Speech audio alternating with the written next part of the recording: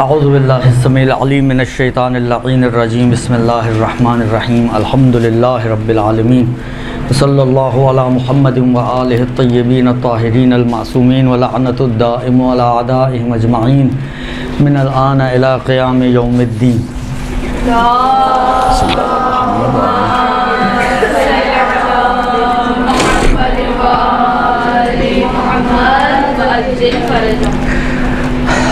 मसाइल फ़िक़्ह में हमारी गुफ्तगू जो है वो है तलाक़ के अहकाम में। अगरचे पहले भी हमने तलाक़ के अहकाम पढ़े हैं, लेकिन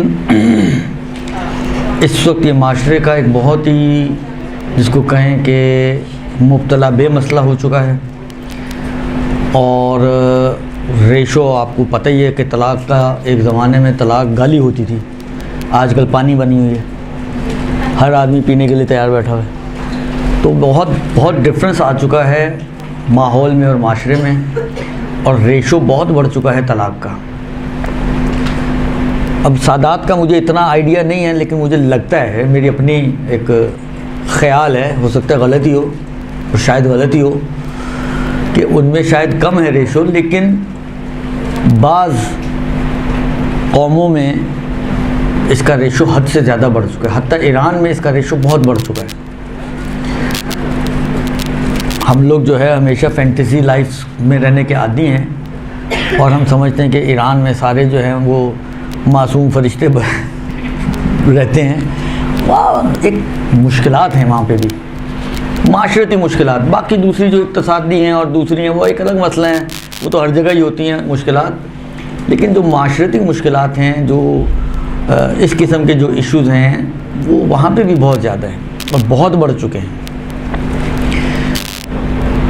बस एक ही उम्मीद है कि जहाँ पर ये चीज़ें थोड़ी काबू में आएंगी, और वो वक्त होगा कि जब हमारे और आपके ज़माने के इमाम हज़रत हुज्जत अज्जलल्लाहु फ़रजहु शरीफ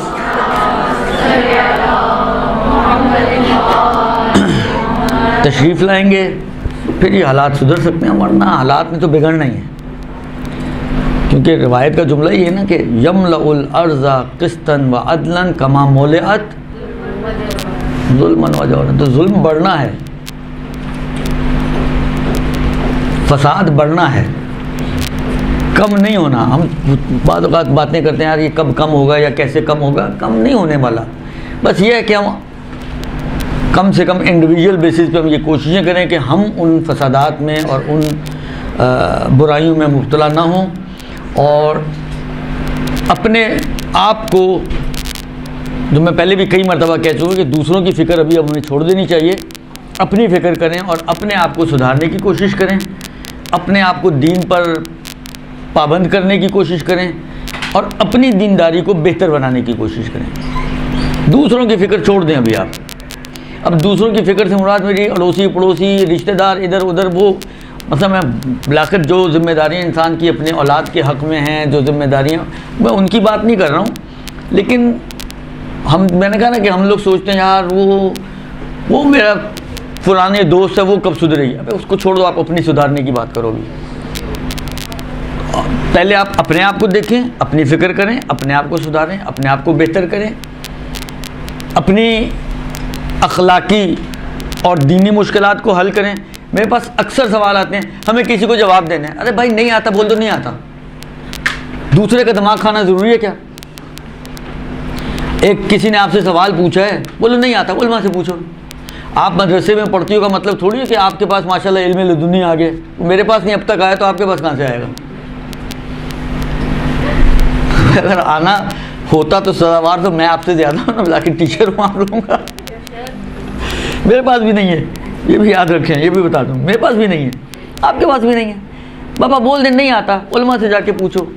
वो एक को बोले कि बाज़ औक़ात 3 वास्तों से वो फ़लानी ने फ़लानी को बोला, उसने किसी और को भेजा, उसने मुझे भेजा। अब वो कहाँ से घूमती घूमती बात, अब आप सोचें कहाँ से बात कहाँ तक पहुँचती। मुझे अपने किसी सुन्नी दोस्त को समझाना है। अबे भाई नहीं समझता, छोड़ दो उसको, तुम अपनी फ़िक्र करो। सुन्नियों को छोड़ दो अभी। आपके अपने अक़ीदे कहाँ कहाँ ख़राब है, आपको अंदाज़ा है इस बात का। आपकी अपनी कहाँ कहाँ अक़ायद के अंदर मुश्किलात हैं, आपको इस बात का अंदाज़ा है। उसका अंदाज़ा नहीं है, अपनी मुश्किलात हल नहीं होती हैं, किसी सुन्नी दोस्त को समझाना है। अरे भाई छोड़ दो भाई, उसका तुमसे सवाल नहीं किया जाएगा, तुमसे तुम्हारा सवाल किया जाएगा, तुमसे तुम्हारी औलादों का सवाल किया जाएगा। अरहाम का वत्तकुल्लाह अल्लज़ी युसाअलु बिही व तुसाअलु बिही वल अरहाम, अरहाम का सवाल होगा, अल्लाह का सवाल होगा और अरहाम का सवाल होगा। लिहाजा आप अपनी फ़िक्रों में पड़े, दूसरों की फ़िक्रें छोड़ दें। अब पता नहीं हमारे पास वक्त कितना बचा है, हम दूसरों के अंदर ही घुल घुल के मर जाएंगे, पता चले अपना खाता वहाँ पर अटका हुआ है और लटका हुआ है। तो कोशिश करें कि अपने आप को बेहतर बनाएं, क्योंकि हम अपने को छोड़कर सबको बेहतर बनाने के चक्कर में रहते हैं। यही सबसे बड़ी खराबी है, कोई छोटी खराबी नहीं है। आप कहें ये खराबी कहाँ है, ये सबसे बड़ी खराबी यही है, क्योंकि हर शख्स अपने आप को छोड़ के दूसरे की फिक्र में पड़ेगा तो कहाँ वो अपने आप तक पहुँचेगा। और आपकी बात पर अगर दूसरे सुधरने वाले होते तो क्या ही बात थी, अल्लाह मियां आप ही को मबूस कर देता।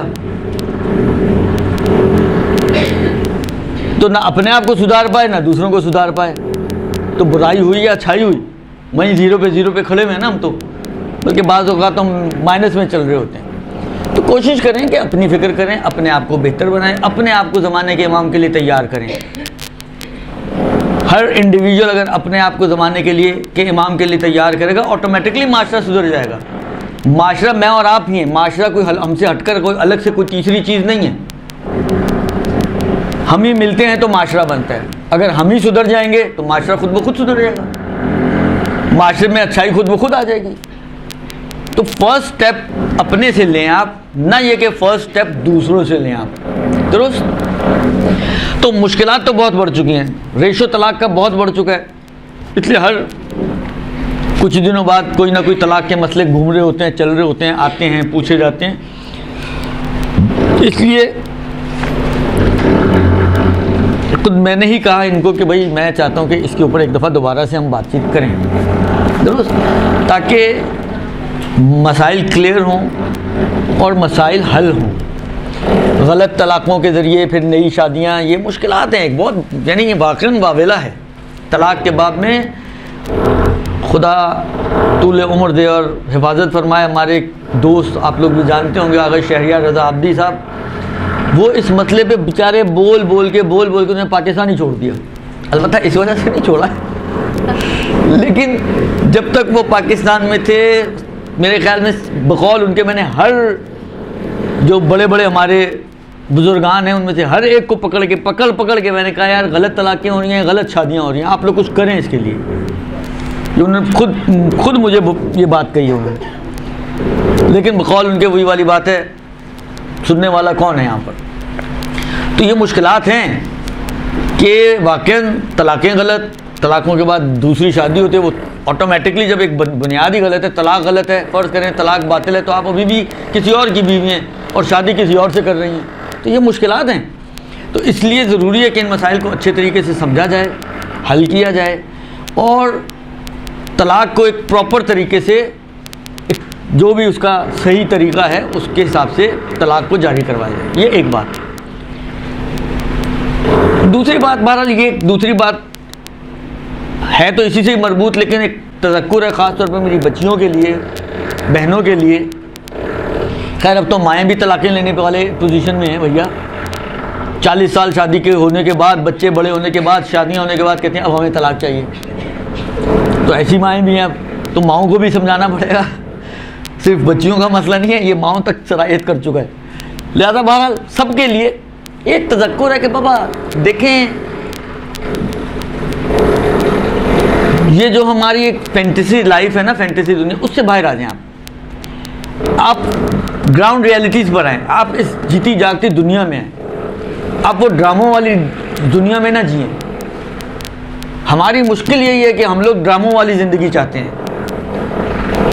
और इतना हमारे अंदर ये चीज़ें डाली गई हैं। देखिए मैं पहले भी ये बात अर्ज़ की है, कई दफ़ा ये बात मैंने की है। एक वक्त था कि हम तरबियतें अपने बुजुर्गान से लिया करते थे, आज का वक्त ये है कि हम तरबियतें मीडिया से लेते हैं। हमारी तरबियत मीडिया करता है और मीडिया आपका मुखलिस नहीं है, ये याद रखें। मीडिया आपका मुखलिस नहीं है। मीडिया कभी भी वो चीज़ आपके दिमाग में नहीं डालेगा जो आपके बेनिफिट्स को सिक्योर करेगी। मीडिया हमेशा वो चीज़ आपके ज़हन में डालता है कि जो उनके बेनिफिट्स को सिक्योर करती है। उनकी रेटिंग को बढ़ाती है, उनके व्यूअर्स को बढ़ाती है, उनके सब्सक्राइबर्स को बढ़ाती है। उसको वो चाहिए, वो दुनियावी आदमी है। मीडिया एक दुनियावी सिस्टम है ना, जो दुनिया के लिए काम कर रहे हैं, जो पैसे के लिए काम कर रहे हैं, जो खुलासा उसका हमो गम पूरा ओढ़ना बिछोना ही दुनिया है। वो दुनिया कमाने के लिए बैठा हुआ है, वो आखिरत कमाने का इदारा नहीं है। और एक दीनदार बच्ची हो या बहन हो या माँ हो, बिलाखिर उस दीनदार होने के नाते उसका मतमे नज़र आखिरत होनी चाहिए ना दुनिया। वल आखिरतो खैरुं व अबका, आखिरत बेहतर भी है और हमेशा रहने वाली है, बाकी रहने वाली है, बका है आखिरत के लिए। और मैं शायद कई मरतबा इसी जगह से ये बात भी कह चुका हूँ कि परवरदिगार आलम ने कभी भी आपकी सिर्फ दुनिया को मद्देनज़र नहीं रखा, जितना मेरी समझ में आया है दीन। परवरदिगार आलम हमेशा आपकी दुनिया को आखिरत के तनाजुर में देखता है, दुनिया को आखिरत के तनाजुर में देखता है, और आखिरत को मिलाकर आपके लिए परवरदिगार आलम ने अहकाम को बयान किया है। लिहाजा सारी वो चीज़ें जो सिर्फ दुनिया की हद तक हैं, आपको दुनिया का फ़ायदा पहुंचाती हैं, दुनिया में मालदार बना देंगी, झूठ फरेब धोखा, ये सारी दुनिया में मालदार बनाने की चीज़ें ना, आखिरत में इनका कोई असर नहीं है, वो हराम है सारी आपके लिए। ना आप झूठ बोल के कमा सकते हैं, ना आप धोखा दे के कमा सकते हैं, ना आप सूद के ज़रिए कमा सकते हैं, इसलिए कि ये सारी दुनिया से मरबूत हैं। हाँ, जो आपको आखिरत का ज़रिया बनती हैं, दुनिया मज़रअतुल आखिरा, दुनिया आखिरत की खेती, यानी दुनिया में आपको दुनिया कमाने के लिए नहीं भेजा गया, दुनिया में आपको आखिरत बनाने के लिए भेजा गया है, दुनिया में आपको आखिरत संवारने के लिए भेजा गया है, दुनिया में आपको आखिरत सुधारने के लिए भेजा गया है। दुनिया फ़कत एक वसीला है, दुनिया इज़ नॉट अ टारगेट। दुनिया आपकी टारगेट नहीं कि आपका अचीव हो गया फुज़्तु व रब्बिल काबा। हाँ, जब खुदा मिल जाए तो कहें फुज़्तु व रब्बिल काबा, दुनिया मिलने पे फुज़्तु व रब्बिल काबा की कोई गुंजाइश नहीं है। लिहाजा वो जो मीडिया के ज़रिए आपको लाइफ दिखाई जाती है, अब हम लोग इतनी जड़ें हमारी इतनी इन चीज़ों में घुसी हुई हैं, या वो हमारी जड़ों में इतने घुसे हुए हैं कि अब काम आपको मैं आप ड्रामे ना देखें तो कौन मानेगा? कोई भी नहीं मानेगा, कोई भी नहीं मानेगा। यकीनन आप में से बहुत सी की माएँ बोलती होंगी जो ज़्यादा दीनदार हैं कि जी ना देखा करो ये ड्रामे, बोलती होंगी या नहीं बोलती होंगी, मगर बच्चियाँ मानती हैं? नहीं मानती हैं।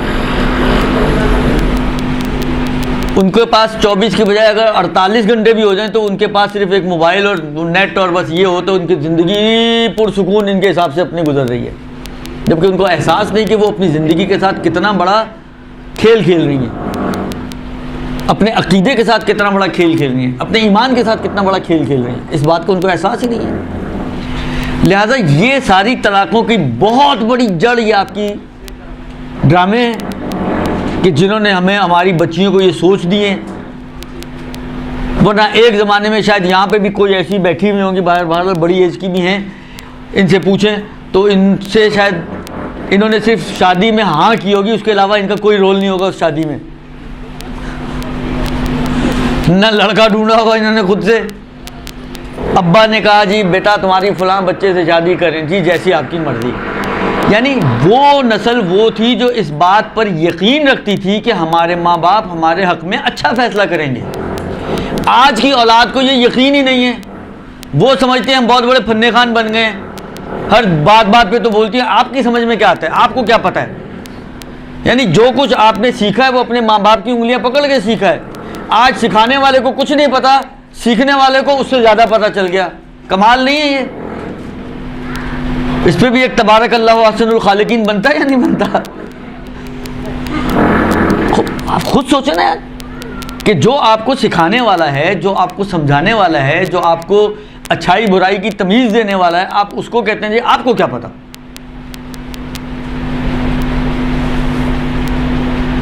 ये ताज्जुब की बात है। अगर उसको नहीं पता तो किसको पता है? उसने आपसे बकौल ईरानी के, अब उनका जुमला ही होता है कि चार ता पीरहन बीशतर पारे कर दे, यानी आपसे ज़्यादा उसने वक्त गुजारा है इस दुनिया में, दुनिया की सर्दी गर्मी को आपसे ज़्यादा चखा है उसने। तो जिसने ज़्यादा चखा होगा उसके अंदर फहम ज़्यादा होगी, या जो अभी अंडे में से चूजा निकला है उसके दिमाग में ज़्यादा बातें आएंगी।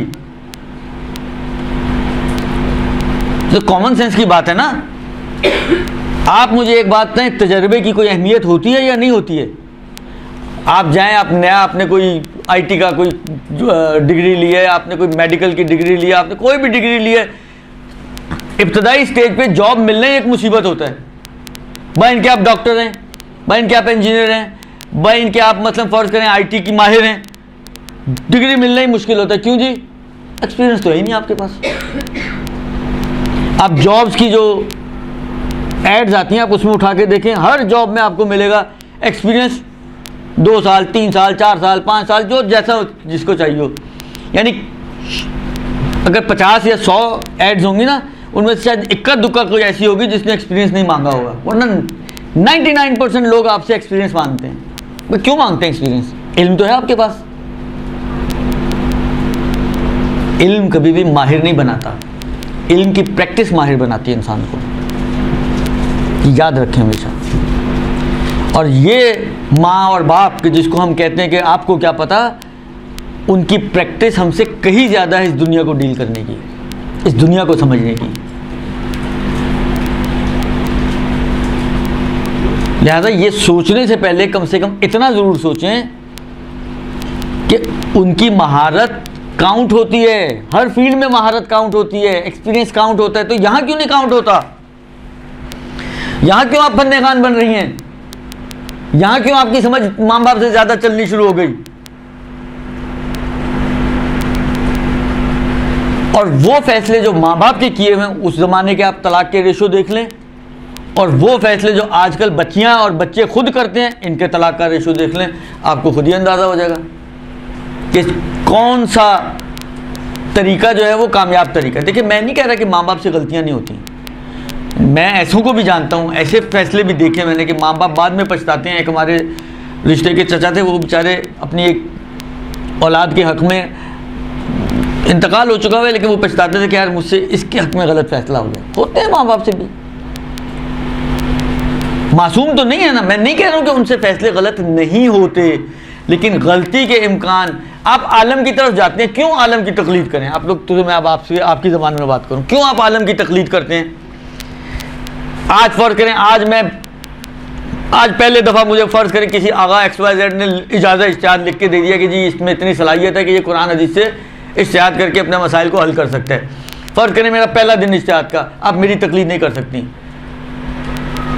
आपको आगा सिस्तानी आ गए, खामनाई आ गए, X आ गए, Y आ गए, Z आ गए, ABCDEFG सारे आगाओं में से किसी की भी तकलीद करें, मेरी नहीं कर सकती। क्यों नहीं कर सकते भाई?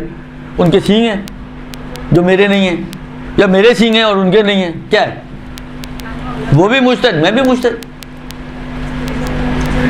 वो आलम है, यानी महारत उनमें ज़्यादा है। आप आगा सिस्तानी की तौज़ील मसाइल उठा के देखें, हम लोग तो नॉर्मली तर्जुमा ये करते हैं आलम हो, या जिसका इल्म ज़्यादा हो। गलत तर्जुमा है।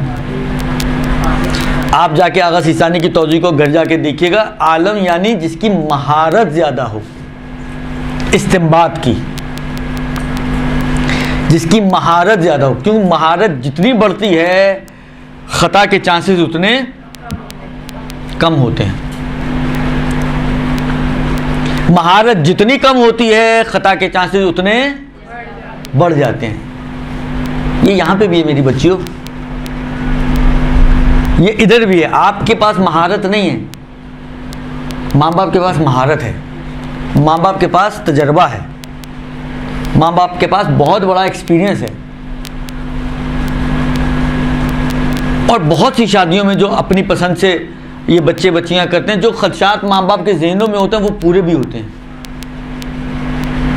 जिन खदशात की बिना पर राज़ी नहीं हो रहे होते माँ बाप, और आपने कभी रग पे वो छुरी रख के, और कभी 4 गोलियां खा के, तो कभी जो है वो फंदा लटका के, और पता नहीं क्या क्या करके आपने माँ बाप को राज़ी तो कर लिया, लेकिन वो खदशात पूरे होते हैं।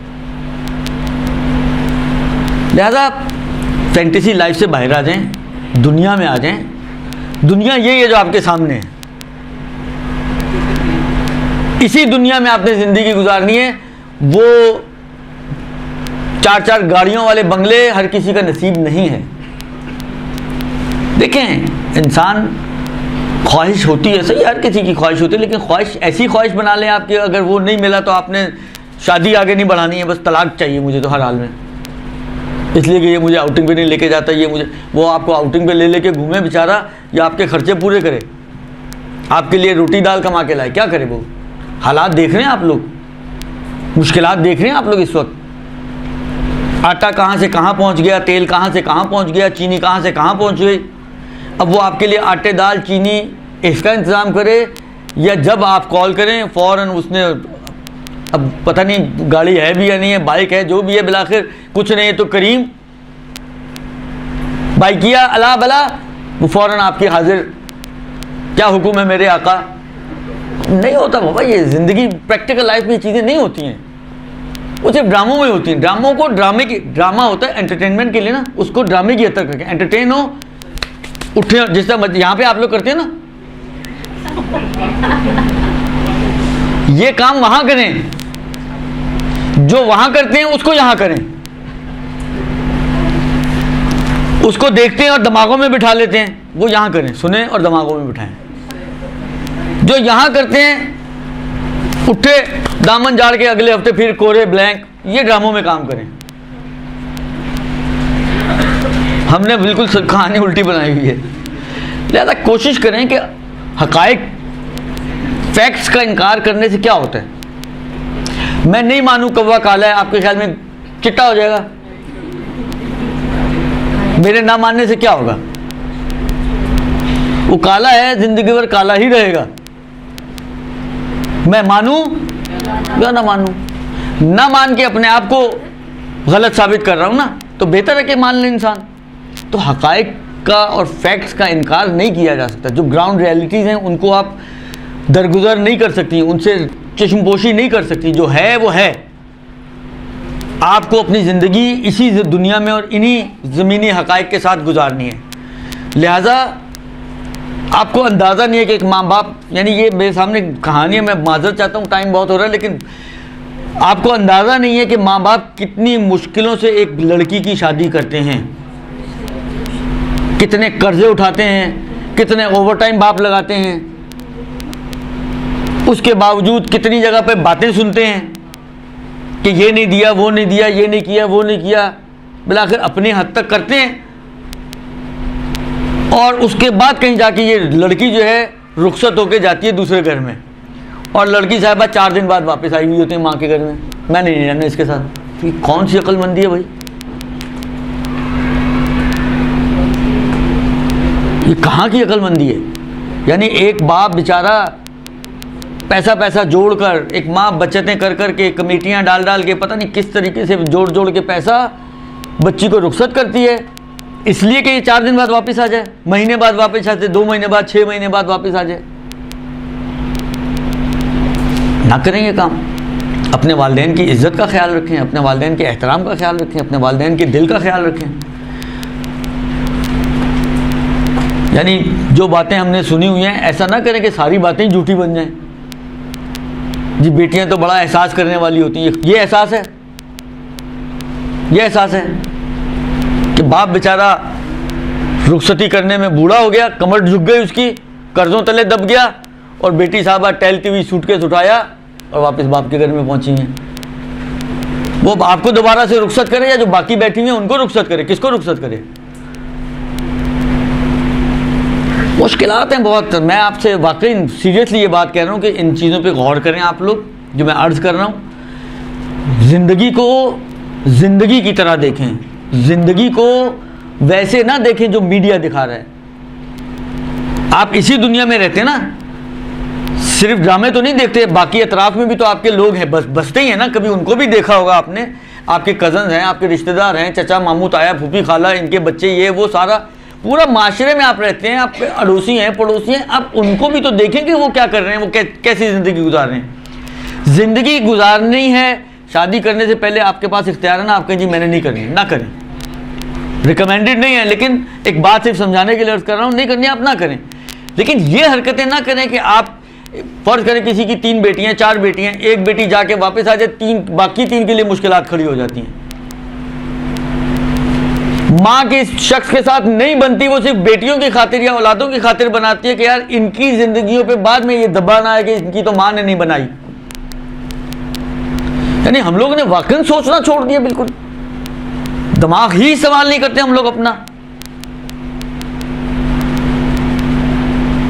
जब तक इन चीजों पे इंसान गौर नहीं करेगा, ये जो रेशो इतनी तेजी से ऊपर जा रहा है, ये कभी भी नीचे नहीं आएगा, ऊपर ही जाएगा, नीचे कभी नहीं आएगा।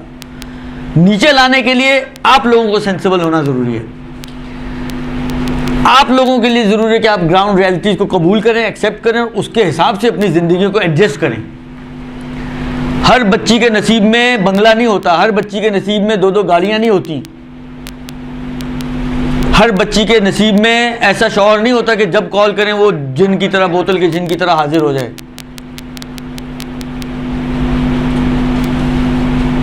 नॉर्मल नहीं है ये चीजें। तो जो नॉर्मल है, हम क्यों एबनॉर्मल बनना चाहते हैं? वैसे आप एबनॉर्मल, कोई आपको आप एबनॉर्मल लगती हो तो आपको फौरन गुस्सा चढ़ेगा, ग्लास पकड़ के सर पे मार देंगे उसके, तुमने मुझे कैसे एबनॉर्मल कह दिया। हरकतें एबनॉर्मल वाली करनी है। नॉर्मल को छोड़कर आप किसी और की तरफ जाएंगे तो एबनॉर्मल ही है ना। अब चाहे वो मेंटली एबनॉर्मल नहीं है आप, लेकिन बिलाखिर जो हरकतें कर रहे हैं आप लोग, वो नॉर्मल और आम आदमी जो राइट चीज़ें हैं, जो मारूफ चीज़ें हैं, उनसे हटकर आप एक एबनॉर्मल ज़िंदगी को अपनाना चाह रहे हो। नहीं होता हर किसी के लिए। खुदा की रज़ा पर खुश होना सीखें, राज़ी होना, राज़ियन बेक़ज़ाए, या इमाम हुसैन का जुमला रिज़न बेक़ज़ाए व तस्लीमन अमरे, ये जज्बा अपने अंदर पैदा करें। जब तक ये जज्बा आपके अंदर पैदा नहीं होगा रिज़न बेक़ज़ाए व तस्लीमन अमरे ही का, यकीन माने आपकी मुश्किलात हल नहीं होंगी। आप कहें जी हमें मुश्किलात नहीं हल करनी, तो ठीक है, फिर आप जाने और आपकी मुश्किलात जाने। आप कहें हल करनी है तो ये जज्बा अपने अंदर पैदा करें। खुदा जो भी करता है अच्छा करता है। खुदा की प्लानिंग बेहतरीन प्लानिंग है, ये याद रखें हमेशा। यानी अगर खुदा की तरफ से हो, आपकी अपनी हमाकत ना हो बिलफर्ज, अगर खुदा की तरफ से हो और आपको, आपसे मुराद मैं अभी आपकी बात नहीं करूँ कि सब डंडा लेके खड़ी हो जाए मेरे सामने, मतलब किसी को तलाक भी हो जाए तो आप तलाक पे राजी हो कि खुदा ने अगर आपके लिए ये चाहा है तो ठीक है। फिर बोल रहा हूँ अगर ये आपकी अपनी हमाकतें ना हो तो, वरना बहुत सारी चीज़ें तो हमारी अपनी हमाकतें हैं, हम अपनी हमाकतों की मार खाते हैं बहुत सी जगहों पर। बहरहाल तो इसलिए इस मौजू को दोबारा से बयान किया जा रहा है। और अब मैं चलता हूँ अहकाम की तरफ। देखें, तलाक ये पूरा एक चैप्टर है, तफसीली अहकाम है इसके। ज़ाहिर बात है बहुत तूल और तफसील के साथ तो मैं बातचीत नहीं करूँगा, लेकिन कुछ अहम चीज़ें जो मेरे जहन में हैं या जो चीज़ें हैं, बहरहाल वो आपकी खिदमत में मुझे पेश करनी है कि अगर कहीं तलाक की खुदा न खास्ता नौबत आए तो फिर तलाक कम से कम ऐसी तलाक हो जो वैलिड तलाक हो, तलाक बातिल हो, उसके बाद दूसरी शादी का मतलब, ये सारे मसाइल आपके लिए खड़े ना हों। अव्वल तो दुआ है खुदा से कि ये नौबत ही ना आए कहीं पे भी, क्योंकि मुबाह कामों में अबग़ज़ुल मुबाहात अत-तलाक, खुदा के जितने भी मुबाह काम हैं उनमें से सबसे नापसंदीदा जो खुदा की नज़र में है वो तलाक है। अलबत्ता इसकी भी तफासील हैं अभी, लेकिन इजमाली तौर पर मतलब सबसे पहले कहते हैं कि तलाक का मतलब क्या है। कहते हैं तलाक का मतलब ये है कि जो दायमी अक़्द निकाह दायमी वजूद में आया है, उस निकाह दायमी को ख़त्म करना ये है तलाक। दायमी का मतलब क्या होता है? देखें, आपको पता है निकाह की 2 किस्में हमारी शरीयत में, फ़िक़्ह जाफ़री में। एक निकाह दाइम है, एक निकाह मुअक्कत है। निकाह दाइम क्या है? यानी जब निकाह पढ़ा जाता है तो अभी से लेकर जब तक हैं, दाइम यानी मुसलसल चलने वाला, दाइमी, दुरुस्त। या दाइमल फज़ल अलल बरिया, ए हमेशा मुसलसल अपने मखलूक़ात पर फजल करने वाले। तो दाइम यानी कंटिन्यूसली चलने वाला, जिसमें एंड नहीं आता। एंड आता है तो सिर्फ मौत के ज़रिए आता है, इसको कहते हैं निकाह दाइम। इसके मुकाबले में दूसरा निकाह मुअक्कत, वक्ती निकाह, जिसको हम मुता कहते हैं, सीगा कहते हैं, जो भी आप कहें उसका। निकाह मुअक्कत यानी टाइम पीरियड वाला निकाह, टेम्परेरी मैरिज। अब वो मुद्दत कम से कम, बस ये कहते हैं कि जी एहतियात इसमें है कि एक आम इंसानी जो उम्र है उतनी लंबी मुद्दत ना हो, क्योंकि अगर उतनी लंबी रखेंगे तो वो फिर ऑटोमेटिकली तब्दील में दायमी हो जाएगा। 5 साल, 10 साल, 2 साल, 4 साल, महीना, 2 महीना, जो भी बिलाखिर रखनी हो, इसको कहते हैं मुअक्कत। ये जो तलाक है इसका ताल्लुक अक़्द दाइम से है। अक़्द मुअक्कत में तलाक नहीं होती। अक़्द मुअक्कत में क्या होता है? अक़्द मुअक्कत में टाइम पीरियड होता है। मतलब फ़र्ज़ करें किसी मर्द ने किसी औरत से 2 साल के लिए निकाह पढ़ा, यानी अक़्द मुअक्कत। तो इसका ख़त्म होने का तरीका ये है कि या तो ये टाइम पीरियड ख़त्म तो ऑटोमेटिकली ख़त्म, 2 साल पूरे, निकाह ख़त्म। दूसरा तरीका है कि जल्दी अगर ख़त्म करना हो तो मर्द औरत को मुद्दत बख्श दे, यानी कहे मतलब फ़र्ज़ करें साल गुजरा था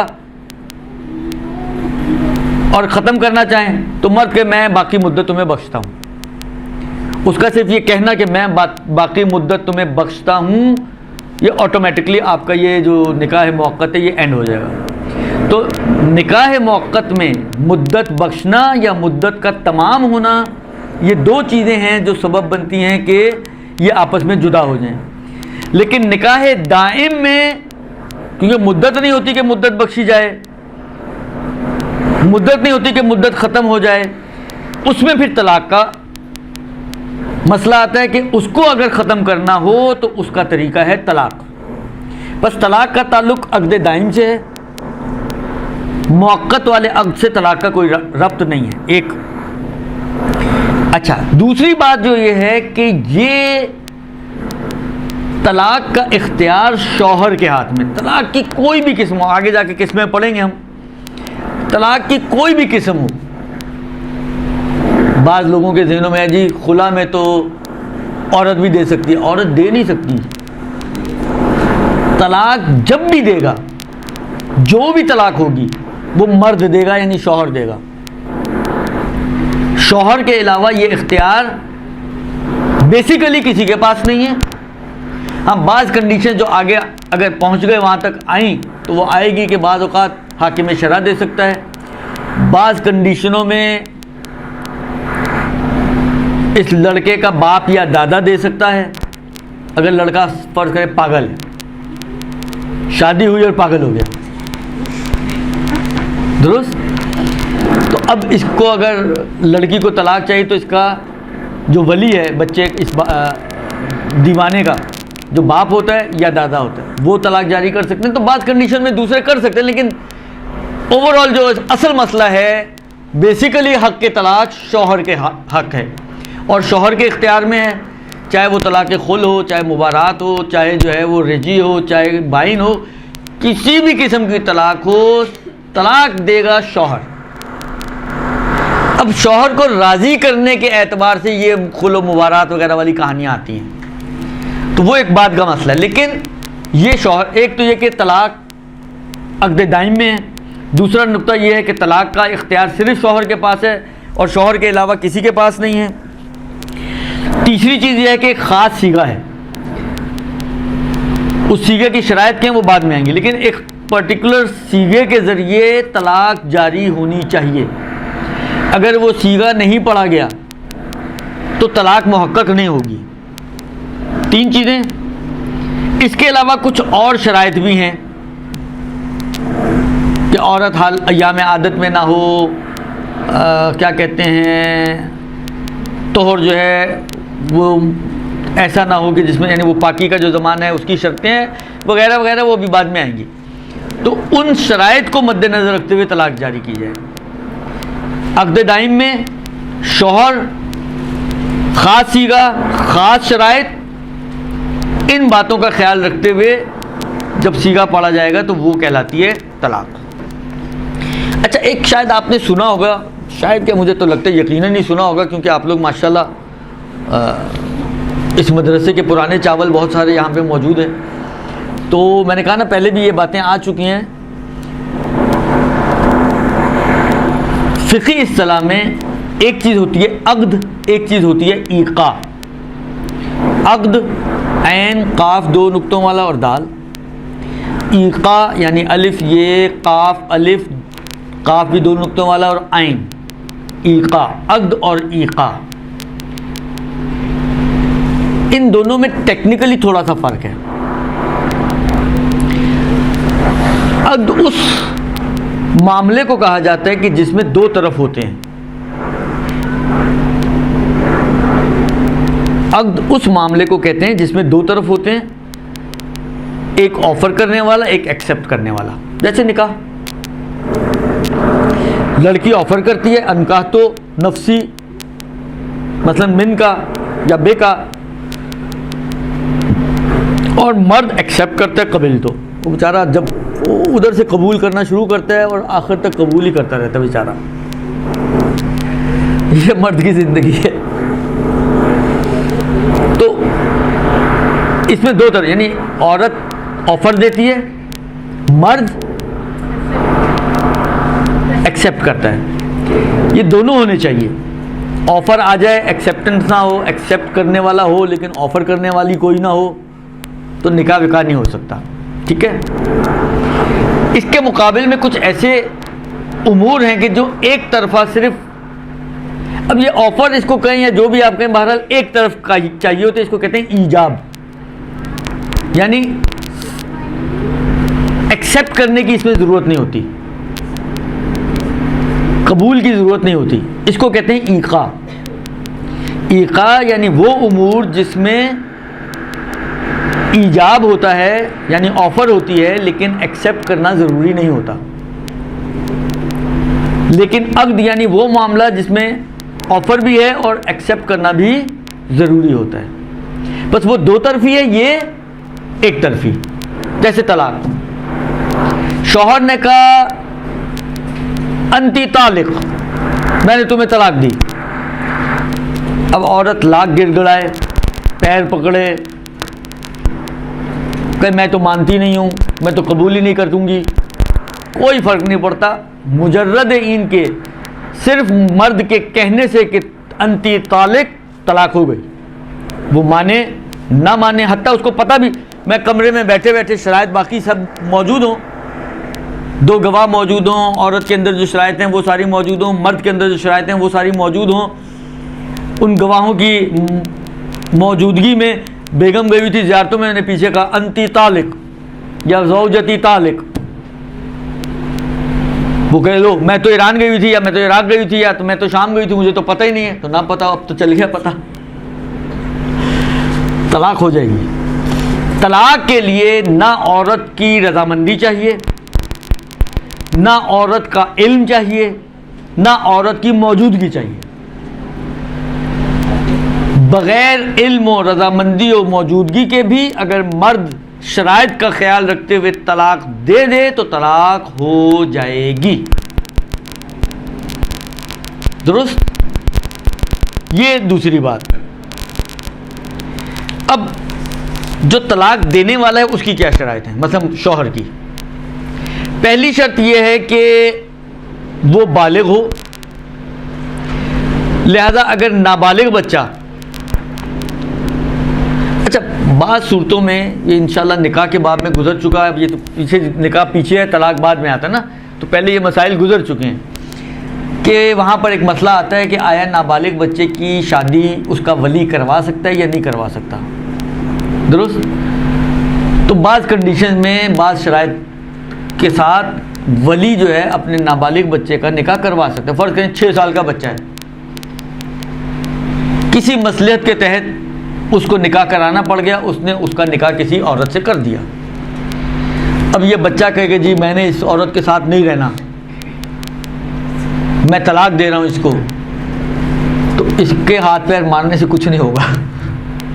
नाबालिग बच्चा तलाक, हाँ बालिग होने के बाद दे सकता है, लेकिन जब तक बालिग नहीं होता उस वक्त तक थोड़ा तहम्मुल से बैठे, बालिग होने का इंतज़ार करें, बालिग होने के बाद फिर चाहे तो दे दे, लेकिन बालिग होने से पहले नाबालिग की तलाक जो है वो सही नहीं है।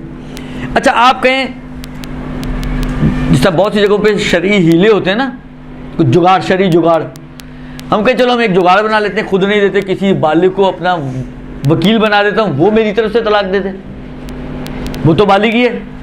आपको बालिग चाहिए था ना कि सीगा बालिग जारी करे, कहते नहीं सीगा बालिग जारी करे ये शर्त नहीं है, शर्त यह है कि जो तलाक देने वाला हो वो बालिग हो, और तलाक देने वाले आप हैं ना, वो तो सिर्फ टेप रिकॉर्डर है दरमियान में। वकील की हैसियत सिर्फ समझे टेप रिकॉर्डर की हैसियत है, वो इसके बिहाफ पर काम करेगा, अपने बिहाफ पे तो नहीं कर रहा, अपनी बीवी को तो नहीं दे रहा वो। तो नाबालिग बच्चा अगर किसी बालिग इंसान को अपना वकील बना दे कि तुम तलाक जारी करो, ये भी बातिल है, ये भी तलाक जारी नहीं होगी, इसलिए कि असल तलाक देने वाला तो ये बच्चा है ना, लिहाजा ये जब तक बालिग नहीं होगा मसला हल नहीं होगा। अच्छा, इस बच्चे का बाप, चलें अभी आपने वली की बात की, इस बच्चे का बाप वली है, वो तलाक दे दे, तो कहते हैं कि नहीं, वली शरई यानी बाप और दादा वो भी इस बच्चे की बिहाफ पर, अभी नॉर्मल हालात की बात चल रही है कि बच्चे के बिहाफ पर तलाक जारी नहीं कर सकता, बस बच्चे के बिहाफ पर ना दादा और बाप जारी कर सकते हैं, ना ही बच्चा किसी बालिग को अगर वकील बना दे वो उसके बिहाफ पर तलाक जारी कर सकता है। अलबत्ता इन्होंने कहा है कि अगर 10 साल बच्चा है और मुमय्यज़ है और वो अपनी बीवी को तलाक देता है तो इसके भी सही होने में इश्काल है।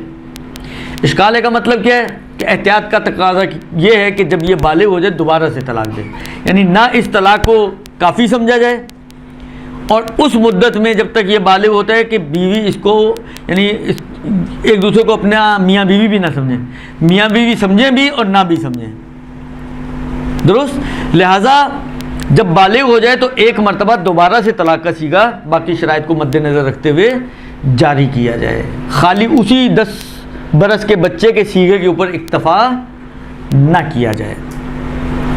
ये हो गई पहली शर्त। दूसरी शर्त यह है कि आकिल हो, पागल ना हो। अच्छा, फ़िक़्ह में बहस आती है, मजनून 2 तरह के हैं, एक वही दायमी है जो शुरू से आखिर तक हमेशा बस पागल ही है हर वक्त, एक होता है अदवारी, ज़मानी, किसी ज़माने में उसके ऊपर दौरा पड़ता है और वो पागल हो जाता है, फिर ठीक हो जाता है। फ़र्ज़ करें साल में 3 महीने पागल तो 3 महीने ठीक, फिर 3 महीने पागल, फिर 3 महीने ठीक। तो जो 3 महीने ठीक ठीक वाले हैं उसमें तो ये तलाक जारी कर सकते हैं, लेकिन अगर ये उन जुनूनी 3-3 महीनों में तलाक जारी करना चाहे तो ये भी तलाक जारी नहीं कर सकता, चाहे ये मुकम्मल दीवाना नहीं है लेकिन उसके बावजूद दीवानगी के ज़माने में कम से कम ये तलाक जारी नहीं कर सकता। अलबत्ता कहते हैं कि वो जो जुनून दायमी वाला है उसका वली बाप या दादा अगर मसलियत हो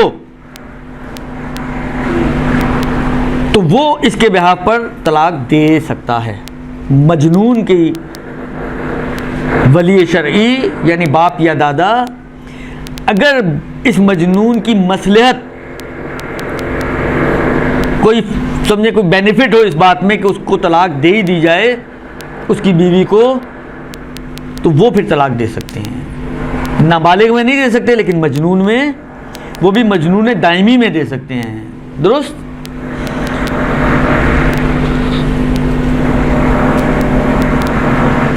लिहाजा कहते हैं कि जो मुअक्कत हुई अदवारी है, किसी ज़माने में मजनून है और किसी ज़माने में सही है, या वो शख्स जो बेहोश हुआ हुआ है या मस्त हुआ हुआ है, उनके औलिया जो है अपने बच्चों को तलाक जारी नहीं करवा सकते। खूब।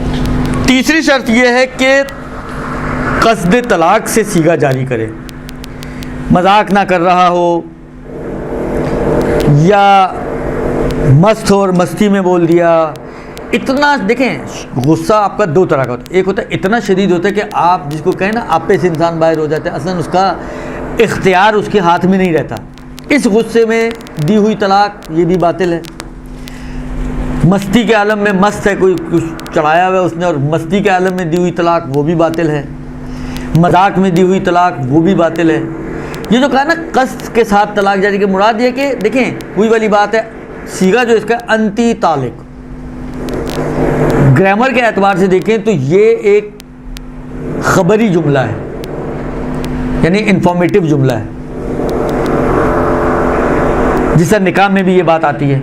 निकाह का जो सीगा है अनकाह तो मुवक्किलती मसलन, मैंने सीगे के हिसाब से तो अनकाह तो माजी का सीगा है, पास्ट का, तो ये पास्ट में निकाह हुआ उसकी मैं खबर दे रहा हूँ या अभी निकाह कर रहा हूँ? निकाह तो मैं अभी कर रहा हूँ ना, इन अल्फाज के ज़रिए मैं अभी निकाह कर रहा हूँ, ना ये कि जो पास्ट में एक चीज़ हो चुकी है उसकी इंफॉर्मेशन नहीं दे रहा हूँ, बल्कि इन अल्फाज के ज़रिए मैं निकाह कर रहा हूँ, ये नीयत हो उसकी। इस नीयत को कहते हैं क़स्द इंशा। निकाह के भी आप जाके शराइत देखिएगा, उसमें भी है कि क़स्द इंशा करे। तलाक में भी ये जो कह रहे हैं ना क़स्द हो, यानी क़स्द इंशा करे, यानी इस जुमले से ख़बर देने की नीयत ना हो, बल्कि इरादा ये हो कि इस जुमले से मैं तलाक को यानी जुदाई को अंजाम दे रहा हूँ, ईजाद कर रहा हूँ, यानी मेरे इन जुमलों के बाद इनमें जुदाई आ जाए, ये नीयत हो। इसको कहते हैं क़स्द इंशा तलाक। तलाक को इंशा करना यानी ईजाद करना, निकाह को इंशा करना यानी ईजाद करना। निकाह में भी कहते हैं क़स्द इंशा करे, यानी निकाह को ईजाद करने का कस्द करे। तलाक में भी यही बात कहते हैं कि क़स्द इंशा करे, यानी तलाक को इंशा करने का यानी ईजाद करने का कस्द करे कि इन जुमलों से मैं तलाक को ईजाद कर रहा हूँ। तलाक यानी जुदाई, यानी इन जुमलों के ज़रिए मैं इन ज़न व शौहर के दरमियान जुदाई को ईजाद कर रहा हूँ, इसको कहते हैं क़स्द इंशा करे। लिहाजा अगर ये क़स्द इंशा नहीं किया, किसी ने खबर देने के लिए ऐसे ही बोल दिया, मजाक में बोल दिया,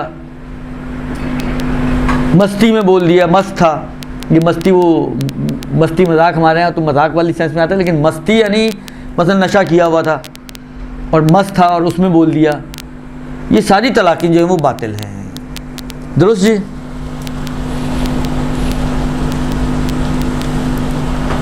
अच्छा, चौथी शर्त ये है कि अपने इख्तियार से तलाक दे।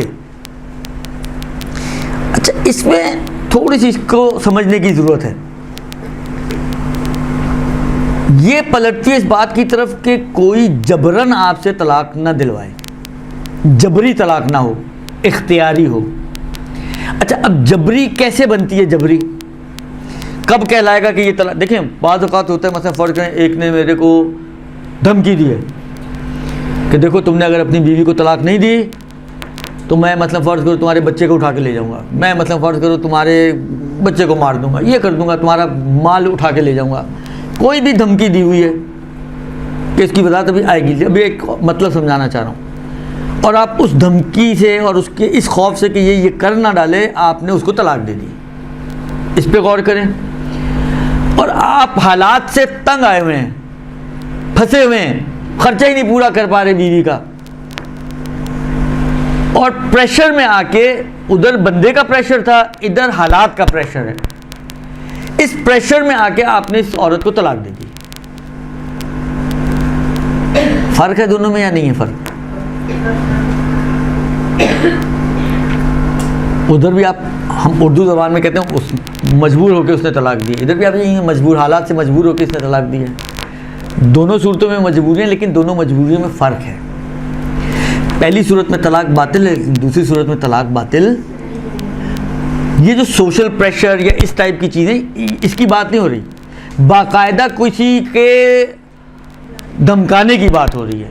अब मैं बताता हूँ ये क्या फरमाते। कहते हैं कि अच्छा, इसको जबर को इस सेंस में जब भी इस्तेमाल होता है फ़िक़्ह में, तो उसको इकराह कहते हैं। इकराह, अलिफ काफ डंडी वाला, रे अलिफ और गोल है, इकराह। इकराह यानी मजबूर करना, प्रेशराइज करना किसी को। अब सवाल यह है कि ये इकराह कैसे मुहक्कक होता है या कहाँ मुहक्कक होता है, कब बनता है इकराह? क्योंकि एक सूरत में आपने कहा सही है तलाक, जब आप सोशल प्रेशर की वजह से या उसके खर्चे पूरे ना करने की वजह से तलाक दे रहे हैं। एक सूरत पे आपने कहा नहीं बातिल है तलाक, तो फ़र्क तो होना चाहिए ना कोई, तो फ़र्क कहाँ आता है दोनों सूरतों में, उसको बयान करना चाहते हैं। कहते हैं कि इकराह का मतलब ये है कि कोई फ़र्द, कोई शख्स शौहर को तलाक देने पर मजबूर करे, यानी कहे कि तलाक दो, कहे। ये कहना इसकी अहमियत रखते हैं, इसलिए इस पर एम्फसाइज कर रहा हूँ। कोई शख्स शौहर को मजबूर करे यानी एम्फसाइज करे कि तुम तलाक दो, इस तरह से उसको प्रेशराइज कर रहे हैं कि शौहर को डर हो इस बात का कि अगर उसने उसकी बात ना मानी और तलाक ना दी तो वो शख्स या उसने किसी और को बोला हुआ है, वो खुद तो कुछ नहीं करेगा लेकिन वो दूसरा शख्स इसके साथ इसको ज़रर और नुकसान पहुंचाएगा। अब वो नुकसान जो वो जानी भी हो सकता है, रूही भी हो सकता है। जितना मैंने मिसाल दी, वो बच्चे को मारेगा नहीं, उठा के ले जाएगा। बाप का या माँ का बच्चे से दूर होना, बाप का बच्चे से दूर होना, ये खुद एक इंसान के ज़हन पे और उसकी रूह पे प्रेशर है या नहीं है, ये भी इसमें शामिल है। या माली, या आपकी इज्जत पामाल करेगा माशरे में। फ़र्ज करें 4 वीक पॉइंट्स आपके उसके हाथ में, कहते तलाक दो वरना मैं सबको बता दूंगा, जो ब्लैकमेलिंग में नॉर्मली होता है, दुरुस्त।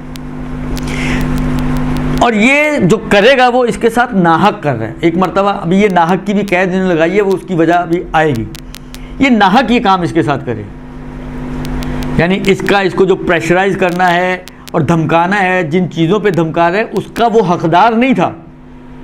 मतलब फ़र्ज़ करें वो धमका रहा है उसको इस बात के ऊपर के नहीं दोगे तो कत्ल कर दूंगा, ये कत्ल का हकदार नहीं था। एक मरतबा होता है कि मैंने फ़र्ज़ करें मैंने किसी शख्स को मारा है, अब उसका जो वारिस है मुझसे क़िसास कर सकता है नहीं कर सकता? कर सकते हैं ना, शरीयत का हुक्म है, वो क़िसास कर सकते हैं। वो कहे तलाक दो वरना क़िसास कर दूंगा, ये क़िसास करने की अगर वो धमकी देता है तो ये मेरा हक है, ये नाहक नहीं मुझे मार रहा, ये शामिल नहीं होगा जबर में। यानी अगर मैं अपने आप को क़िसास से बचाने के लिए कहूँ तो ये इकराही तलाक नहीं बनेगी, ये तलाक सही हो जाएगी। लेकिन अगर वो मुझे मारने की जो धमकी दे रहे वो नाहक हो, उसको कोई इख्तियार नहीं है मुझे मारने का, फिर वो मारने की मुझे धमकी दे तो ये नाहक है, ये जबर बनेगा। समझ में आ रही है बात? समझ में आ रही है? मैं ऐसे ही लगा हूँ बस, अगर किसी की समझ में नहीं आई तो बोल सकता है, कोई मुश्किल नहीं है। मैं यहाँ पे जो है वो अक्ल और शुऊर रखने वाली ख़वातीन से मुखातब हूँ, कोई भैंसों के सामने नहीं बैठा हुआ, दुरुस्त। लिहाजा अगर किसी की समझ में नहीं आ रहा तो आप बिल्कुल बोल सकते हैं नहीं समझ में आया, मैं रिपीट कर दूंगा। लेकिन समझ में अगर आ गया है और फिर आप अगले हफ्ते बोलें अगर नहीं समझ में आया था तो ये गलत बात है। फिर अभी नहीं आया, अभी पूछेंगे तो मैं रिपीट कर दूंगा। लेकिन अभी आप में से किसी सब माशाल्लाह गूंगे और फिर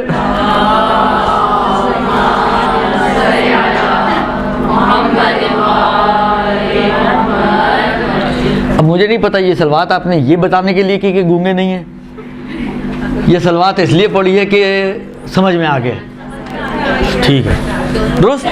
बस अगर जिस कत्ल की धमकी दी जा रही है या जिस चीज़ की भी फ़र्ज़ करें धमकी दी जा रही है वो मेरा हक था, यानी मेरे निस्बत वो नाहक नहीं थी, तो फिर जबर नहीं बनेगा। जबर उस वक्त बनेगा कि जिस चीज़ की धमकी दी जा रही है वो मेरी निस्बत नाहक बन रही हो, तो जबर बनेगा, दुरुस्त। बस उसका कहना भी ज़रूरी है। ज़्यादा मैंने खुद ही से सोचा यार अगर मैंने नहीं किया तो ये पता नहीं क्या नुकसान पहुंचाएगा, ये हो सकता है मेरा बच्चा उठा के ले जाए, हो सकता है मेरा माल ले जाए, हो सकता है मुझे बेइज्जत कर दे। उसने कहा नहीं है कि 2 तलाक, और ये सोच कर मैंने तलाक दे दी तो ये तलाक सही हो जाएगी। इसलिए कि यहाँ पर इकराह के लिए, जबर के लिए उसका धमकाना ज़रूरी है। और उसने फ़र्ज़ ये है कि धमकाया तो नहीं है, आपने तो खुद से अज्यूम कर लिया। ये आपकी एजम्पशन है, एजम्पशन पे काम नहीं बनता, इकराह नहीं बनेगा। इकराह बनेगा जब वाक़ई में वो धमकाए आपको। अच्छा, आपको नुकसान पहुंचाने की धमकी दे या आपसे मुताल्लिक जिनका, जो आपके लिए अहमियत रखते हैं, आपकी औलाद है, आपकी बीवी है, आपके माँ बाप हैं, आपके बहन भाई हैं, घर वाले हैं आपके, किसी को भी नुकसान पहुंचाने की, जानी नुकसान हो, आबरू का नुकसान हो, माल का नुकसान हो, रूहानी नुकसान हो, किसी किस्म का भी नुकसान पहुंचाने की धमकी दे तो ये इकरार बनेगा। लिहाजा अगर आप तलाक दे भी देंगे तो बेगम हो जाए, वो अभी भी आपकी बीवी है,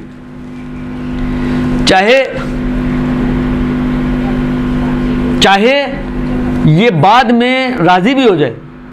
लेकिन ये जो तलाक पड़ी गई ये बातिल है। अगर राजी हो रहा है तो दोबारा से सीगा पढ़ दे। पिछले सीगे के ऊपर अगर ये राजी भी हो जाए तो वो फायदेमंद नहीं है, क्योंकि वो जो सीगा पढ़ा गया था वो उस वक्त पढ़ा गया था जब शर्त मौजूद थी या नहीं थी? हैं? नहीं थी ना, थी तो हो जाना चाहिए ना। हाँ, इकरार की शर्त थी, तलाक की नहीं थी। चलें आपकी भी बात सही कर देता हूं, दुरुस्त। इकरार की शर्त थी लेकिन तलाक की नहीं थी। तलाक की शर्त यह कि इकरार ना हो, वहां पे इकरार बन रहा था, लिहाजा ये तलाक मुहक्कक नहीं होगी। दुरुस्त हो।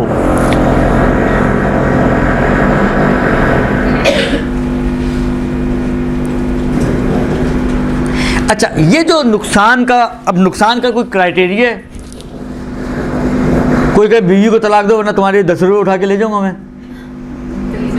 मैं तो 10 रुपये और निकाल के रख दूं, 20 ले जा भाई तू। तो इसका क्या क्राइटेरिया है? यानी नुकसान, ज़रर पहुंचाए आपको, नुकसान पहुंचाए आपको, इसका बिलाखिर मेयार और मिलाक क्या है? किस हद तक हो तो इकरार बनेगा? कोई उसका लेवल है? कहते हैं हाँ, एक लेवल है। लेवल ये है कि जिस ज़रर या नुकसान की बात की जा रही है उसका, हाँ, उसका तहम्मुल करना मामूल के मुताबिक ना हो, यानी गैर मामूली नुकसान कर रहा है आपका। जान का नुकसान कौन बर्दाश्त करता है?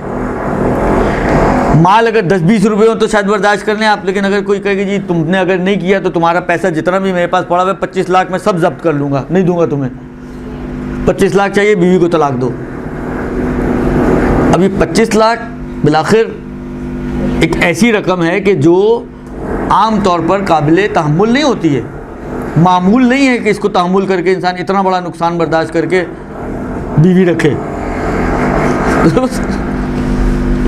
लिहाजा ये अगर इतना ऐसा, यानी ना काबिल बर्दाश्त ज़हमत और मुशक्क़त, वही जिसको आप हरज से ताबीर करते हैं, दुरुस्त। एक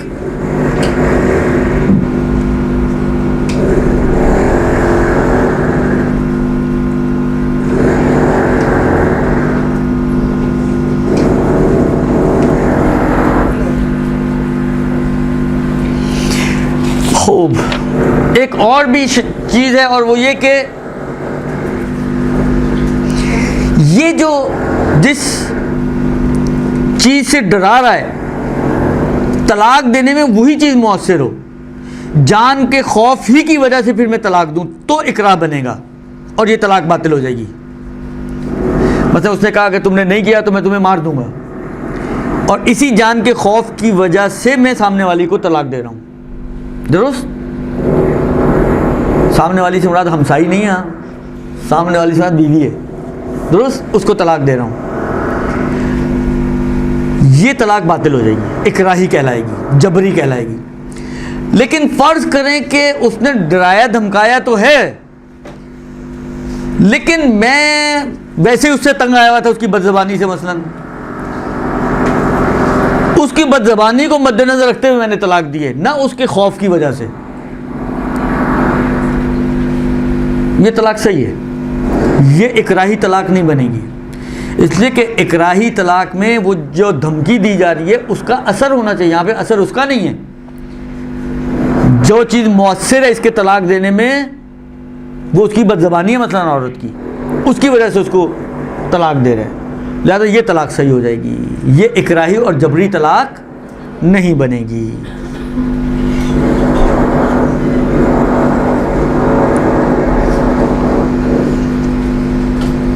अच्छा, अगला मसला ये है कि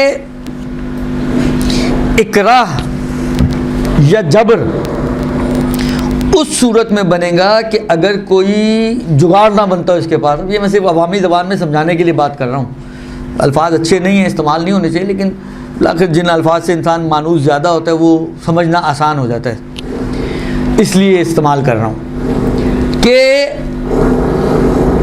उस वक्त इकराह बनेगा या जबर बनेगा कि जब इसके पास कोई दूसरा रास्ता न बनता हो कि जिससे वो अपने आप को सेव कर सके। मसलन तौरिया,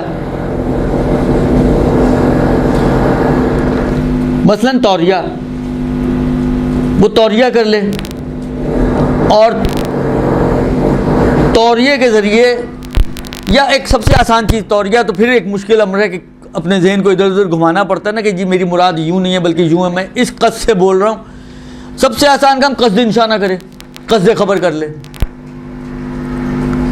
कस्द इंशा ना करे। अभी शुरू में समझाया ना मैंने कि तलाक में कस्द होना ज़रूरी है। उसने पिस्टल रखी हुई है, तलाक दो वरना मैं मारूँ, मैंने कहा अंती तालिक, और कस्द मेरा इंशा का नहीं है बल्कि कस्द मेरा, अब वो कस्द मेरे दिल में तो नहीं बैठा हुआ ना, ये झांक तो नहीं रहा कि कहीं देखो तुम डंडी मार रहे हो कस्द में, उसको क्या पता मैं किस इरादे से और किस नीयत से ये जुमला बोला है। अगर मैं ये कर सकता था और किए बगैर मैंने कस्द इंशाही के साथ तलाक दे दी तो ये भी जबरी नहीं बनेगी, फिर तो गई बीवी हाथ से। दुरुस्त? जबरी उस वक्त बनती है जब आपके पास कोई दूसरा ऑप्शन या दूसरी कोई गुंजाइश, या फिर वही वाली बातें समझाने के लिए अर्ज कर रहा हूँ कि कोई जुगाड़ ना बनता हो। अगर बन सकता है तो फिर बनाएं, बन सकता होते हुए ना बनाया तो बीवी गई, तलाक हो जाएगी सही और जबरी होने से खारिज हो जाएगी। समझ में आ गई बात?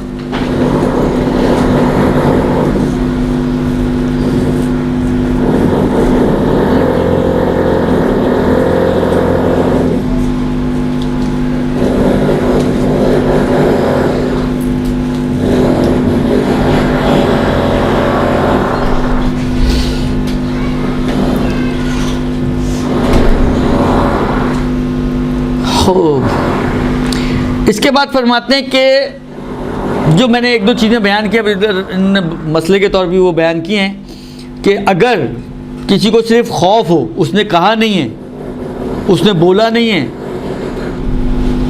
सिर्फ आपको लग ऐसा रहा है कि अगर मैंने नहीं किया तो ये मुझे मार देगा, और आपने तलाक दे दी, तो ये तलाक जो है वो सही है, क्योंकि उसने आपको इकराह नहीं किया।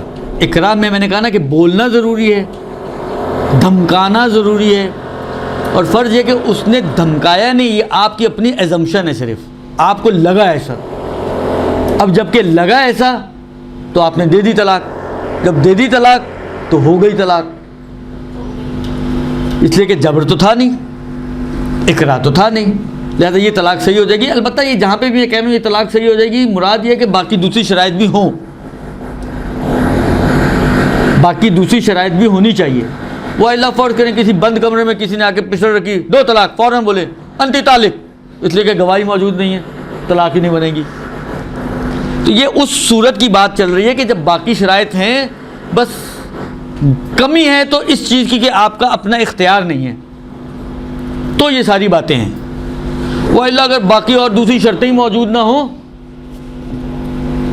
तो आप क़स्द इंशा से भी बोल दें तो भी तलाक नहीं होगी, गवाह नहीं है, आप क़स्द इंशा से भी बोल दें तब भी तलाक नहीं होगी। बस बाकी शराइत हैं, कमी सिर्फ इख्तियार की है। ये उस फ़र्ज़ में और उस सूरत में ये बात हो रही है, और उसी फ़र्ज़ और उसी सूरत के एतबार से मैं कह रहा हूँ कि ये तलाक सही है, ये तलाक बातिल है। ठीक है?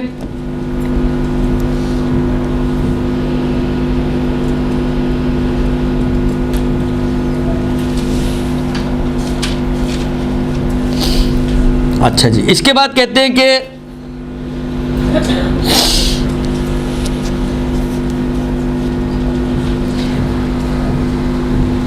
अगर किसी सूरत में, देखिए हमारे माशरे का एक बहुत बड़ा दर्द दिल इस वक्त ये बना हुआ है कि बहुत सारे मर्दों ने अपनी बहुत सारी, अपनी नहीं यानी अपनी अपनी बीवियों को जो है वो लटकाया हुआ है। यानी अगर उन बीवियों को देखें तो ना वो शौहर वाली हैं, आता ही नहीं शौहर, और ना वो बग़ैर शौहर वाली हैं, इसलिए कि बिलाखिर एक सीगा तो पड़ा हुआ है। और हमारे यहाँ खुद ब खुद मुद्दत तुलानी हो जाए, वो किसी सूरत में वो ख़त्म तो नहीं होता। तो अब ये इसको कहते हैं मुअल्लका, यानी लटकाई हुई है दरमियान में उसने। ना ये ज़ौजा की तरह रखा हुआ है उसने कि सारे उसके हक़ हुकूक पूरे कर रहा हो, नफ़का दे रहा हो, आता हो, सोता हो, वगैरह वगैरह वगैरह, और ना ही मुतल्लका की तरह है कि आज़ाद हो, बिल्कुल ही दरमियान में लटकाया हुआ उसको। तो ये बहुत बड़ी इस वक्त तादाद ये मुश्किलात घरों में चल रही हैं। तो फरमाते हैं कि अब ऐसी सूरत में हाकिम शरा की तरफ अगर ये खातून रुजू करती है तो हाकिम शरा उसको मजबूर करता है कि तुम इसको तलाक दो। अगर रख नहीं रहे ना, पहले तो उसको रखने का ऑप्शन देता, कहता मैंने नहीं रखनी, तलाक दो। अच्छा, जब तक ये अकेली थी तो उसको कहता ना मैं रखूँगा ना तलाक दूँगा। अब जब हाकिम शरा है वो उसको मजबूर कर रहा है तलाक देने पर, तो ये जो मजबूरी है, क्योंकि इस पर तलाक देना वाजिब है अब, इसलिए कि वो उसको हुकूक तो नहीं दे रहा, मुअल्लका रखा हुआ है उसने, लटका के रखा हुआ है। तो अब क्योंकि उस पर तलाक देना वाजिब है और हाकिम शरा मजबूर कर रहा है इसको तलाक देने पे, तो ये मजबूरी भी इकरा नहीं कहलाएगा। अगरचे क्योंकि धमकी वमकी तो नहीं है ना, यहाँ पे कोई मजबूर किया जा रहा है लेकिन धमकी वगैरह नहीं है, इकरा धमकी से बनता है। लिहाजा ये जो मजबूर किया जा रहा है, ये जो मैंने मिसाल दी कि फ़क्र की वजह से खर्चे पूरे नहीं कर पा रहा, उसका जा भाई तू आज़ाद, मैं तुम्हारे खर्चे नहीं पूरे कर सकता और तुम खर्चों के बगैर रह नहीं सकती। कोई समझदार औरत तो कहेगी ठीक है, जैसे भी रह रहे हैं हम रहेंगे, साथ रहेंगे। लेकिन आज की औरत कहाँ समझदार है, दुरुस्त। उसने कहा भाई मैं तेरे खर्चे पूरे नहीं कर सकता इसलिए मैं तुम्हें तलाक देता हूँ। उसने कहा बेफरमाई, बुलाएं मौलवी साहब को जल्दी से, दुरुस्त। तो कहने का मकसद ये है कि ये जो है, जो फ़क्र या दूसरे किसी और सोशल प्रेशर की वजह से इसको तलाक दे रहा है, तो वो तलाक भी अपनी जगह पर सही है। इसके बाद फरमाते हैं कि अभी 10 मिनट है हमारे पास, औरत की शराइत की जिसको तलाक दी जाए। ये थी तलाक देने वाले मर्द की शराइत। 4 शर्तें हो गई, बालिग, आकिल, क़स्द और इख्तियार। ठीक है, बालिग, आकिल, क़स्द और इख्तियार। अब हम चलते हैं उस खातून की तरफ कि जिसको तलाक देनी है, उसके अंदर क्या शराइत होनी चाहिए। उसके लिए भी इन्होंने कहा 4 शर्तें हैं। पहली शर्त यह कि उसकी दायमी बीवी हो, मुता वाली बीवी ना हो, क्योंकि पहले मैंने अर्ज़ किया मुता में तलाक नहीं होती है। तो तलाक के लिए औरत में शर्त है कि ये उस मर्द की दायमी बीवी हो, एक। दूसरी शर्त यह है कि अगर बीवियां मुतअद्दिद हों, दायमी बीवियां, तो मुअय्यन करे कि कौन सी बीवी को दे रहा हूँ मैं।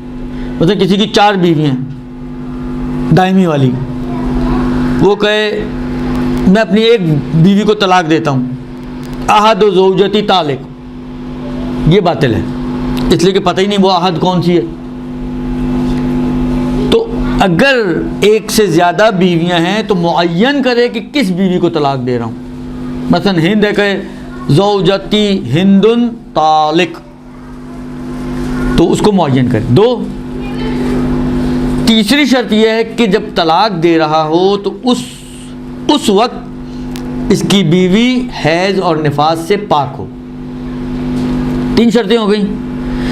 और चौथी शर्त यह है कि देखें 2 हैज़ों के दरमियान एक पाकी का ज़माना आता है ना, तलाक अभी आगे इसकी वजाहत आएगी कि उस पाकी के ज़माने में तलाक दी जाती है। लेकिन पाकी के, क्योंकि हैज़ो निफास में ना हो का मतलब क्या है, तीसरी शर्त थी ना, हैज़ो निफास में ना यानी पाक हो, तो पाकी के ज़माने में तलाक देनी। लेकिन शर्त यह है कि जिस पाकी में तलाक देनी है उस पाकी में इज़्दिवाजी ताल्लुकात ना कायम किए हों। जिस पाकी में तलाक होनी है उस पाकी में इज़्दिवाजी ताल्लुकात जो शौहर बीवी के होते हैं वो वजूद में ना आए हों।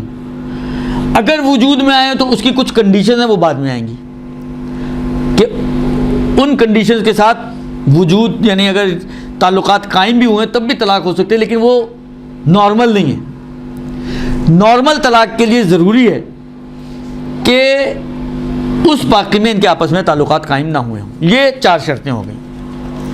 अब इनकी थोड़ी थोड़ी वजाहत आपकी खिदमत में रख दूँ। पहली तो ये कि दायमी हो, ये तो बता दिया मैंने आपकी खिदमत में, इसलिए इसको ज़्यादा बयान करने की ज़रूरत नहीं है। दूसरी ये है कि मुतअद्दिद हों, ये भी कितनी थोड़ी जितनी वजाहत दी है शायद काफ़ी है। अहम शर्तें तीसरी और चौथी हैं। तीसरी शर्त यह है कि औरत हाल तलाक हैज़ व निफास से पाक हो। अब यहाँ पे कुछ एक्सेप्शन हैं कि एक्सेप्शनली 2-3 सूरतों में हैज़ और निफास की सूरत में भी तलाक हो सकती है। असल मसला यही है कि औरत को पाक होना चाहिए तलाक के वक्त, लेकिन बाज़ कंडीशन ऐसी हैं कि नापाकी की हालत में भी तलाक हो जाती है। अब वो क्या है उसको बयान करता हूँ भी।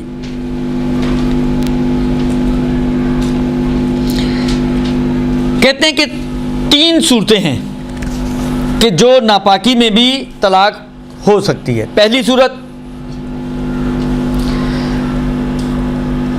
शौहर मतलब शादी हुई है, अभी जिसका मैं शुरू में तज़किरा किया था, 4 दिन बाद सूटकेस लेके वापस आ गई, उस टाइप की कोई खातून हो कि शादी हुई है, ताल्लुकात अभी कायम नहीं हुए और वो घर भी वापस आ गई। दुरुस्त, अभी कोई ताल्लुकात कायम नहीं हुए हैं मियाँ बीवी वाले और तलाक तक नौबत पहुंच गई, तो ये खातून अगर हालत हैज़ या निफास में भी हो तब भी इसको तलाक दे दे तो सही तलाक है। दुरुस्त, बस इसका मतलब क्या है, इसका रिवर्स लें अगर आप, तो अगर ताल्लुकात कायम हो चुके हैं तो फिर उसको हैज़ व निफास में नहीं होना चाहिए, अलबत्ता वो अगर अगली कंडीशन में ना आती हो तो, ठीक है, इस कंडीशन के एतबार से। बस ताल्लुकात कायम होने से पहले अगर तलाक हो जाए आपस में तो ये तलाक अगर हैज़ की हालत में भी दी जाए तो ये सही है। ये एक सूरत। दूसरी सूरत यह कि मर्द को पता हो कि ये औरत हामला है, मर्द को मालूम हो कि ये औरत हामला है, चाहे इसका ये इल्म इसकी हमलगी का, बस ये जो जदीद तरीके हैं अल्ट्रासाउंड के ज़रिए, टेस्ट रिपोर्ट के ज़रिए, कि एक तो होता है ना, मसलन आप कहते हैं बाज़ ख़वातीन हमारी माशाल्लाह बड़ी, उनकी आंखों में कैमरे लगे हुए होते हैं, चाल देख के बता देती हैं कि ये प्रेग्नेंट लग रही है। अब वो ये तो सिर्फ अंदाजे गिरी है ना, इस टाइप की नहीं कहानियाँ, यानी कोई ऑथेंटिक ज़रिया जो राइज ज़रिया है, अल्ट्रासाउंड है, टेस्ट है वगैरह वगैरह, उसके ज़रिए मुझे इल्म हो गया कि ये खातून हामला हैं, तब भी अगर उसको मैं हैज़ के आलम में तलाक दूँ तो ये तलाक सही है। हामला औरत की तलाक हालत हैज़ में सही है, मतलब पहले से पता होना चाहिए तलाक देते वक्त कि ये हामला है, लिहाजा तलाक देने के बाद पता चला कि ये तो हामला थी और वो हैज़ में भी थी, हैज़ में थी, तलाक दे दिया आपने और तलाक देने के 4 दिन बाद पता चला कि ये तो हामला थी, ये बातिल है तलाक।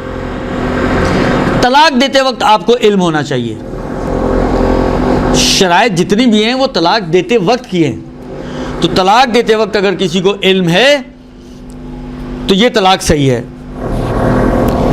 लिहाजा अगर फ़र्ज़ करें किसी को नहीं पता था, बाद में पता चला, तो वो बातिल है।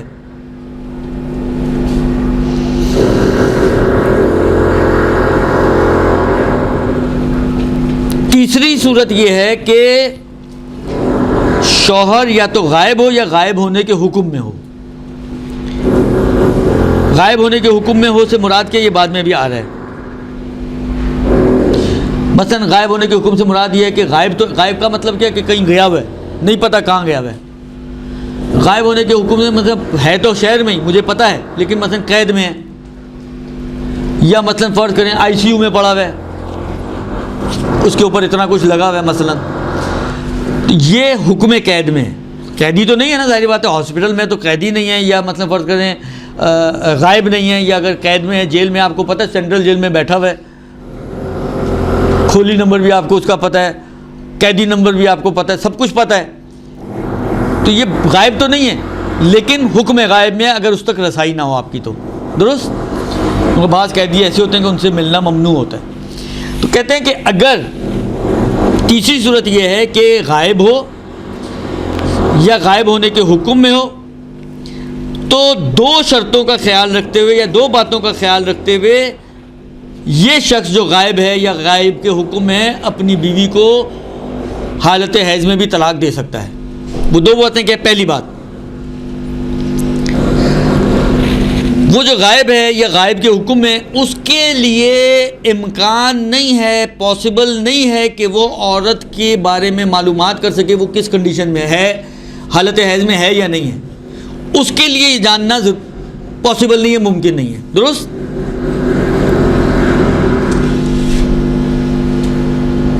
लिहाजा जहाँ पर पॉसिबल है तो उसकी ज़िम्मेदारी बनती है कि पहले मालूमात करे फिर तलाक जारी करे।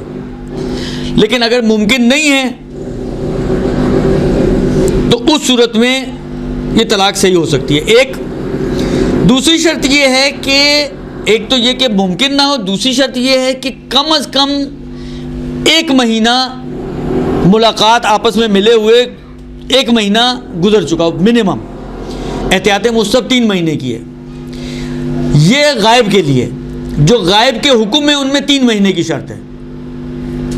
जो कैदी वैदी वाली मिसालें थी ना, उसमें 3 महीने की शर्त है। गायब में मिनिमम 1 महीना और एहतियात मुस्तफ़ ये कि 3 महीने मिलने से गुजर चुके हों। तो उस सूरत में फिर ये उसको तलाक दे दे। अब वो हैज़ में भी थी तब भी उसकी तलाक सही हो जाएगी। समझ में आई बात या नहीं आई?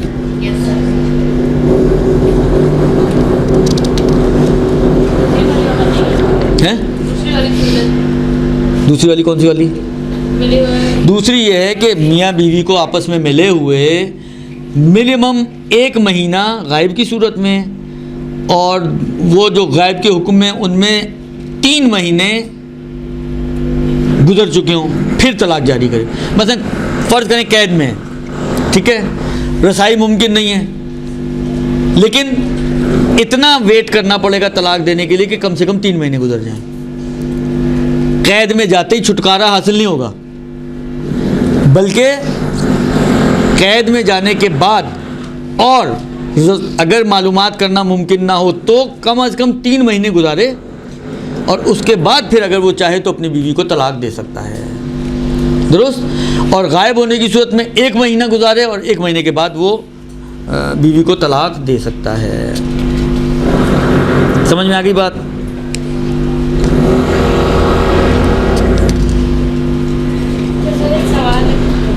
ओह सॉरी, एक गलती हो गई मुझसे। दोनों के लिए 3 महीने 1 महीना है, गायब वाले के लिए भी और क्या कहते हैं कैद वाले के लिए भी। दोनों के लिए कहते हैं कि एहतियात वाजिब ये है कि हद अक़ल 1 कमरी महीना जुदा होने के बाद गुजर जाए और उसके बाद तलाक दे, और एहतियात मुस्तफ़ ये कि 3 महीने इंतज़ार करे। अलबत्ता कहते हैं कि ये हुक्म उस औरत के लिए है कि जो आम तौर पर हैज़ देखती है, नॉर्मल औरत है। लेकिन अगर औरत हैज़ नहीं देखती लेकिन उस एज में है जिसमें उसको हैज़ आना चाहिए लेकिन नहीं देख रही है, अब बीमारी की वजह से, किसी भी वजह से, तो इसके लिए 3 महीने का है। ऐसी औरत के लिए ज़रूरी है, यानी मर्द ज़रूरी है कि वो 3 महीने वेट करे और 3 महीने बाद फिर अपनी बीवी को वो तलाक दे सकता है। फिर अगर वो हैज़ में इत्तफाकन निकल भी आई तो वो तलाक सही हो जाएगी। जी, आपने एक मामला बताया था कि वो हाकिम शरा जो है फोर्स करे तो मामला लटका रहे थे, बाजू का ऐसा था कि तलाक भी ऐसा होता है ना, तलाक भी दे। तो हाकिम शरा के फोर्स पर भी अगर लड़का तलाक ना दे तो क्या होगा? फिर हाकिम शरा खुद जारी कर देते हैं।